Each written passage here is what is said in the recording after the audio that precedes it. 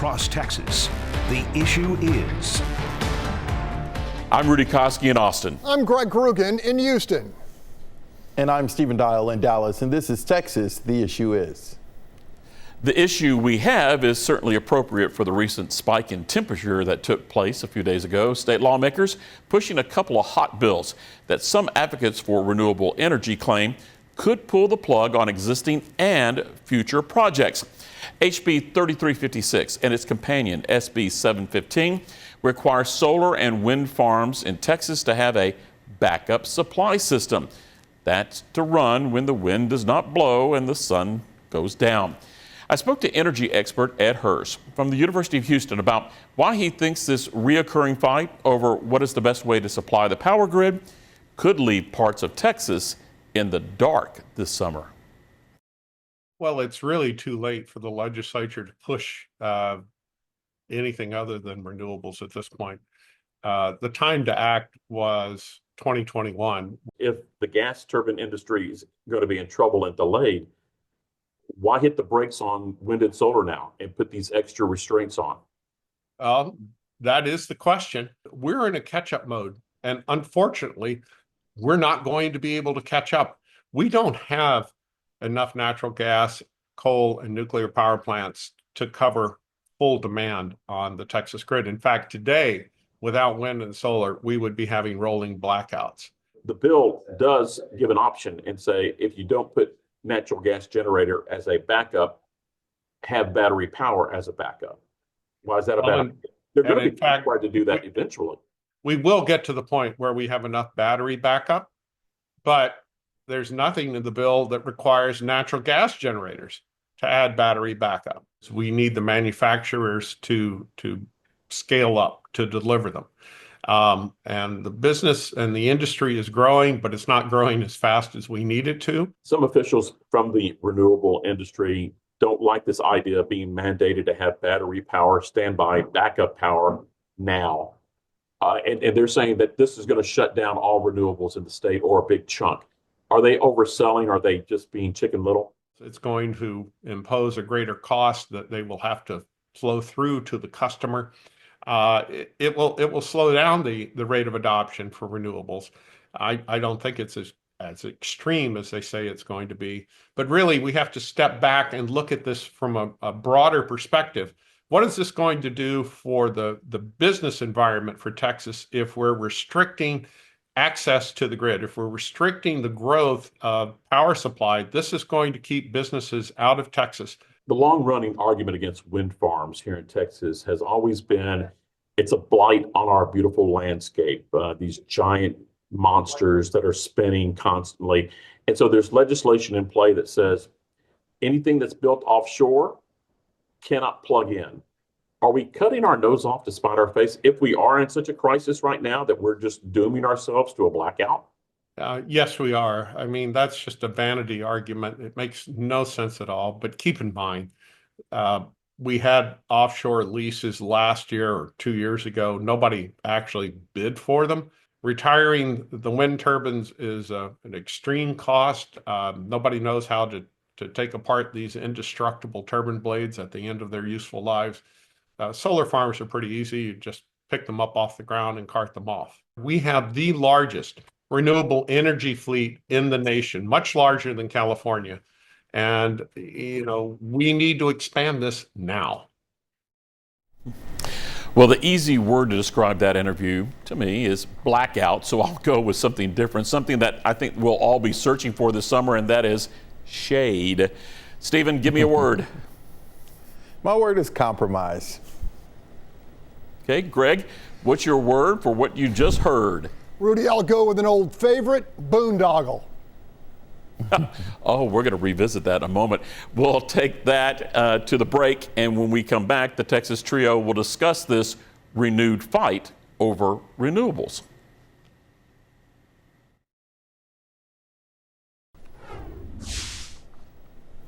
Welcome back. The issue up for discussion is whether or not Texas lawmakers are trying to pull the plug on a major source of power in Texas or just trying to level that playing field. Stephen, Frisco Republican Jared Patterson has said renewable energy companies, they get enough help from federal government, tax credits. They should not get extra help from the state, and they should do more to keep the grid running. It's a compelling argument for his bills, right? I mean, yeah, it's a compelling argument, but, someone on the other side could also say that a lot of other things get a lot of government funding from the feds, and so let's not fund it locally. Look, I mentioned compromises because that's what both sides are going to have to do. We're not getting away with fossil fuels, natural gas, oil. We're not getting away with that, doing away with that. But we are moving forward and having to find other sources of energy. Now, the compromise will be, how do you keep it up and running when it is not running, when the wind is not blowing and the sun is not out? And so that's why I mentioned compromise. If you watch the movie it's not a movie, the show Landman, I learned a lot about the oil business, but it's a necessary evil in some ways, but you got to compromise.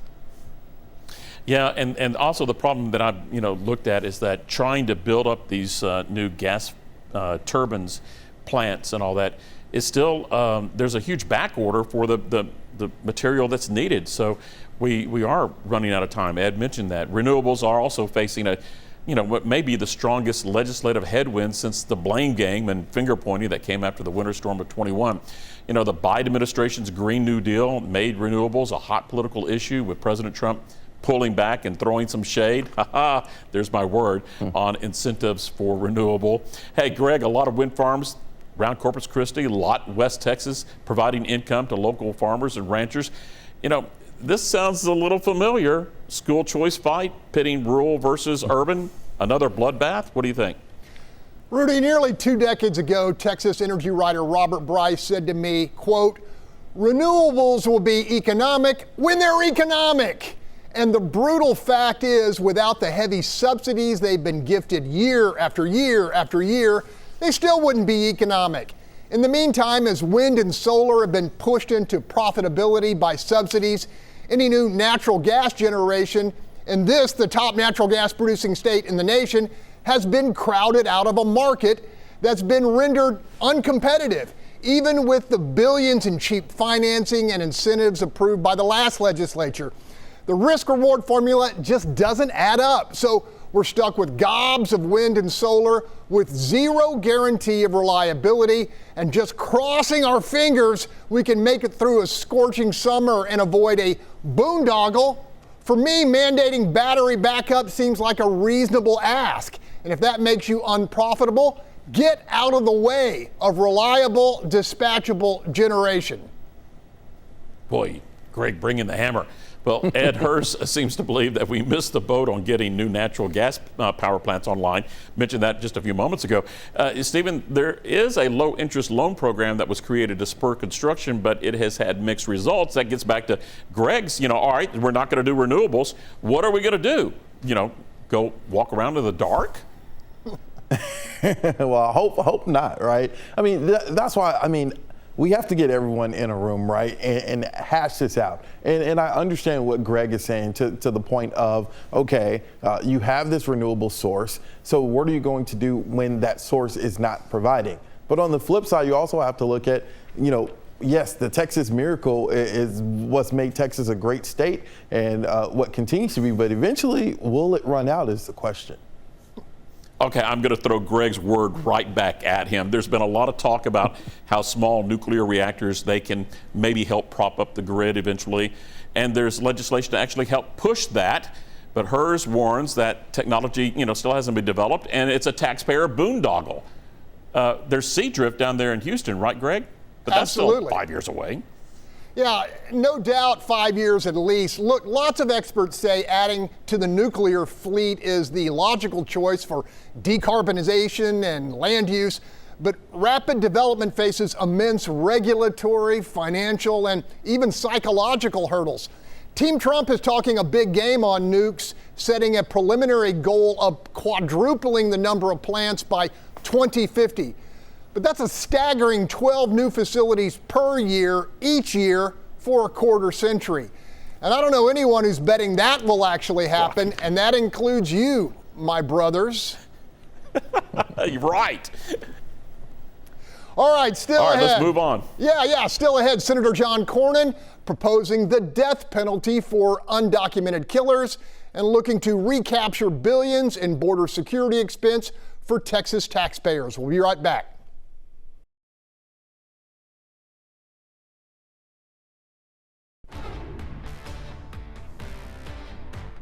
Welcome back. John Cornyn, the senior United States Senator from Texas, is waging a hard line of accountability, proposing execution for illegal immigrants who commit homicide and demanding payback for state money spent protecting our southern border.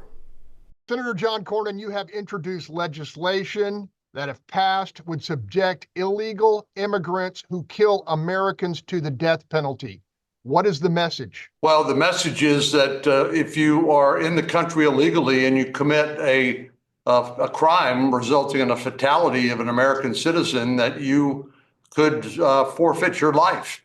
And of course, the main purpose of this is to provide a deterrent from this happening in the first place. But should it occur, then the ultimate punishment would be within the options given to the jury. Look, I know your background as an attorney general, a judge.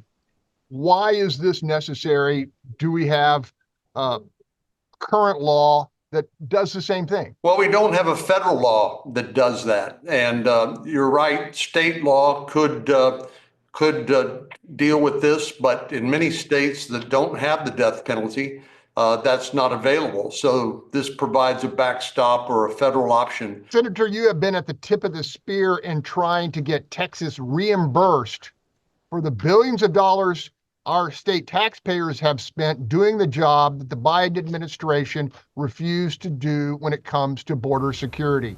How confident are you of getting those billions back? The state had to step up, including state taxpayers, to fulfill an obligation that should be performed by the federal government, which is a security of an international border. So I'm working very closely with the governor and my colleagues in the House, and I'm very optimistic that this reconciliation bill, which includes an extension of the expiring tax cuts and other policy, will include reimbursement for Texas taxpayers. It's only fair and it's only just. We also asked Senator Cornyn to explain his call for a Justice Department probe into the controversial North Texas development known as Epic City. This is a very unusual situation where this so-called Epic City appears to be an enclave for people of a particular faith, in this case Muslims, to the exclusion perhaps of others, Jews and Christians.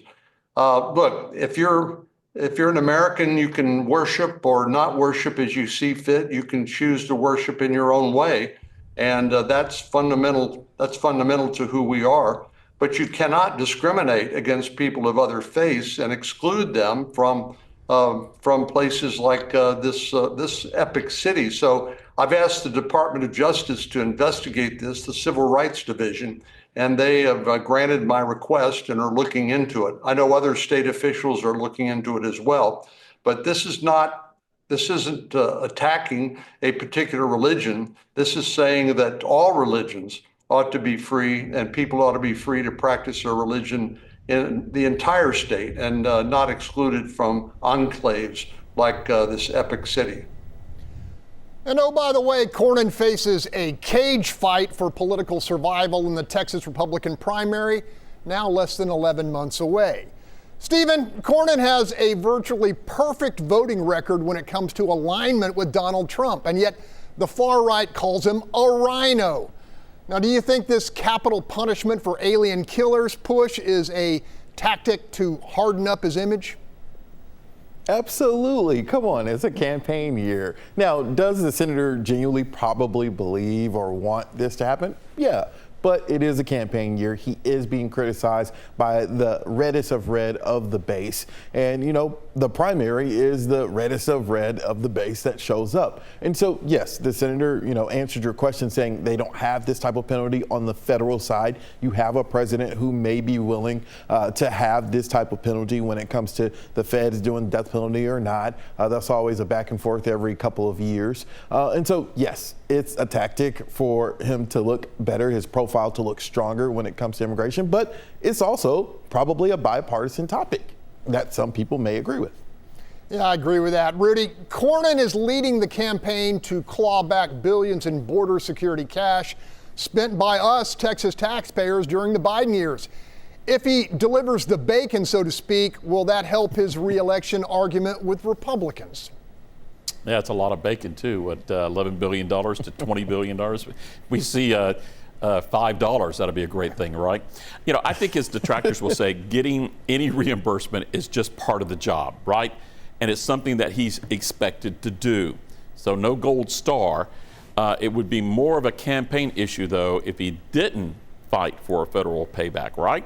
So I think the issue is more of a problem for the Democrats, where the party's leadership refuses to accept accountability for the border policy train wreck during the Biden administration. So while Democrats right now say they are looking forward, not looking back, the reimbursement issue allows Republicans to tee it up for the midterms, the crime that came with the border surge, and how Democrats are currently fighting the deportation of undocumented immigrants. So not so much for Cornyn, problem for the Dems, Greg. All right, here's one for you, Stephen. Cornyn has jumped right in the middle of the Epic City controversy up in your patch of the state. What do you make of it? Legit inquiry or, once again, primary season pander?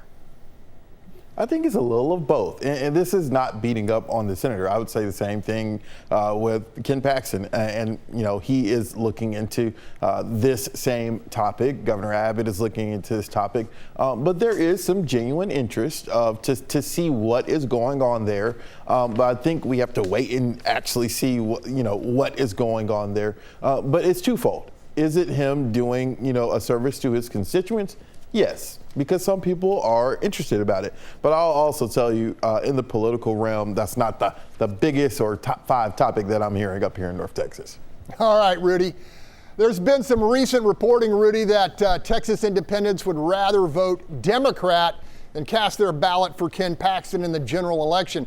If you're John Cornyn, how do you exploit that likely political reality? Exactly what's happening now from both. We are seeing a social media blitz, accusations and counter accusations and claims and counterclaims. Essentially, we're getting an ongoing online social media debate, right? Pretty cool. That strategy worked, though, a few election cycles ago, where social media became the new form of broadcasting, mass media. I'm not sure if the strategy is going to have the same lasting impact now, especially on the independents and moderates. Why? It's because social media sites are now more fragmented, more tribal.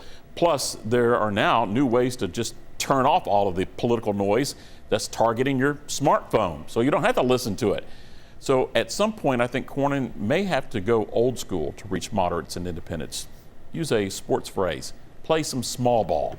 Go old school with TV and radio ads, targeted knocking on doors.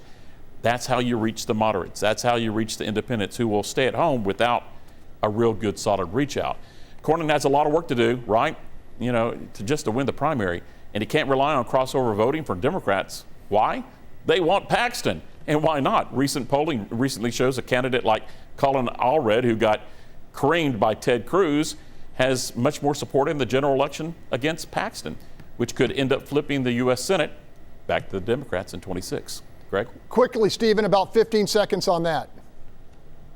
Yeah, Cornyn is going to have to be very visible on every local TV station, going door to door. Exactly what Rudy said. He's going to have to really do his biggest campaign yet because, Ken Paxton is a known name and he's a popular name. So we'll have to see. Now, coming up, we've got issues. We'll see you on the other side of this break.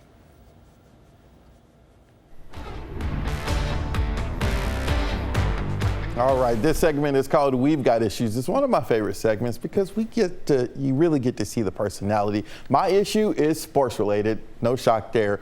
I don't like how people are saying it's a conspiracy that the Dallas Mavericks got the #1 pick in the draft. It was not any quid pro quo for trading Luka to LA and then, the Mavs now get the #1 pick. No. Now, do I think some things are a little shady in professional sports? Sure, of course. But did the Mavs literally say, get a deal, hey, trade Luka, we'll give you the first-round pick? I don't buy it. Rudy Koski, what's your issue? You know, I got two issues real quick. One, Dallas Cowboys starting off the season with the Philadelphia Eagles. Oh, for the love of God, come on, guys. Just go ahead and just put us into the hole. Hey. All right, my other issue is, why did it take Major League Baseball so long to do the right thing?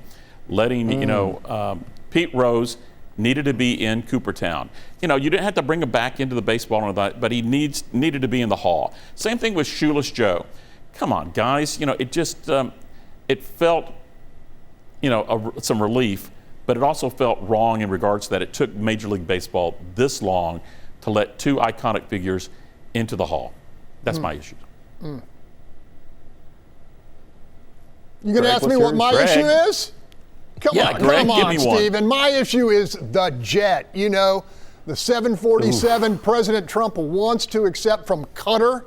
Never mind that it's worth north of $250 million and would require congressional approval even to be legal, and then 2 years just to screen for counterintelligence bugs, etc. Now, I like a freebie as much as the next guy, but my gut tells me Trump should be saying, thanks, but no thanks.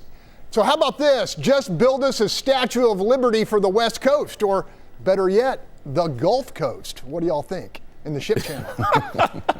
My issue is, the media just can't pronounce Qatar or Qatar. What is it? That's true. It's Qatar. It's Qatar, Rudy. Yeah. Okay. And maybe we should just give the Statue of Liberty back to France, right? Okay. All right. We're going to wrap this up. You can watch this segment all over again and our previous segments by going to our YouTube pages. And of course, keep the conversation going on social media. We are in the final weeks of the 89th Texas Legislature, and there's still more drama to be had. We'll see you same time, same place when you join us next week. And remember to let us know what you think the issue is.